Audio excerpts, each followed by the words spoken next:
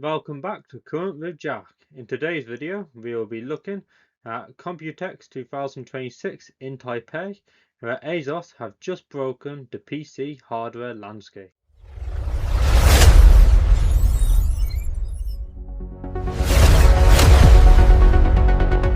To celebrate 20 years of the Republic of Gamers, they've introduced the Edition 20 collection, an enthusiast lineup so extreme we are calling it the Cyborg Build. Let's look at the hardware. First, let's look at the philosophy behind this gear. Asus completely removed all R&D budget caps for this anniversary. This isn't meant for budget setups.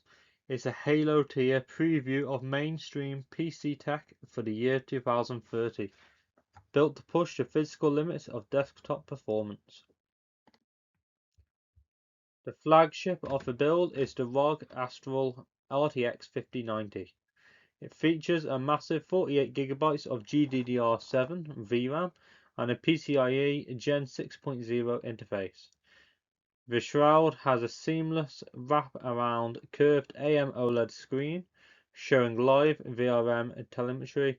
It runs an 800-watt unlocked BIOS fed by dual 12-volt 2x6 power connectors, and it stays cool using a massive 4.5 slot liquid metal vapor chamber.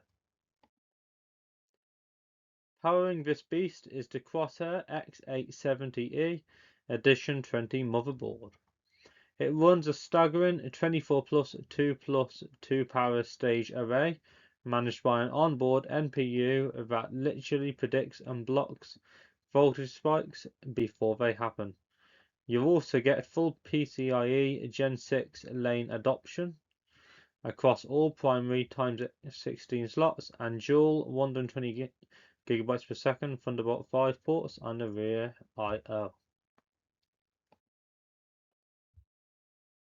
This board completely ditches standard vertical RAM sticks for LPCAMM2 architecture. The memory screws entirely flat directly into the motherboard, moving the traces millimeters from the CPU. This drops system latency off a cliff, allowing native speeds to smash past 10,000 megatransfers per second with way less thermal output.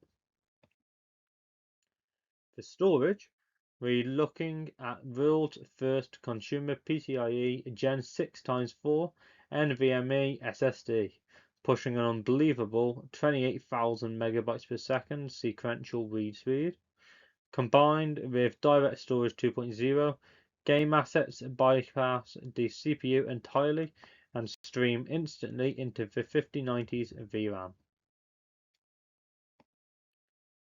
To feed a system this hungry, you need a serious power supply. The ROG for 3000 watt. By swapping out traditional silicone for Gallium Nitride or GaN transistors, Asus managed to pack 3000 watts of massive power into a standard ATX form factor.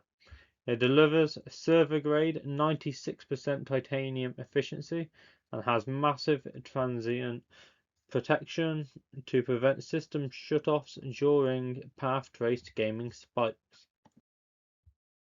You can't air-cool a 1500 watt total system drawer, which is why the Edition 20 features a pre-plumbed, closed-loop liquid metal cooling system.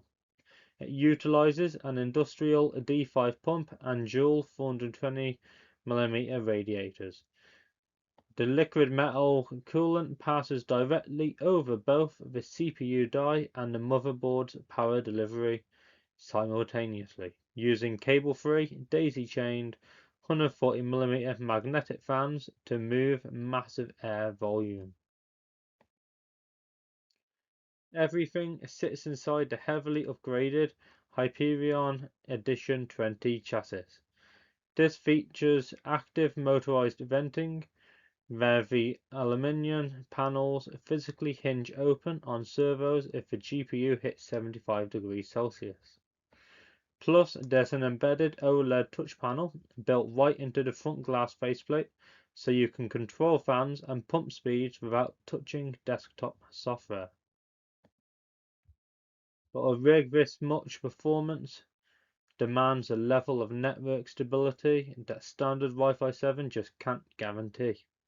That's why Asus secretly integrated early Wi-Fi 8 architecture directly into this motherboard. Next week, we are taking a deep dive into the network backbone by reviewing the world's first Wi-Fi 8 router, the ROG Rapture GT BN98 Pro.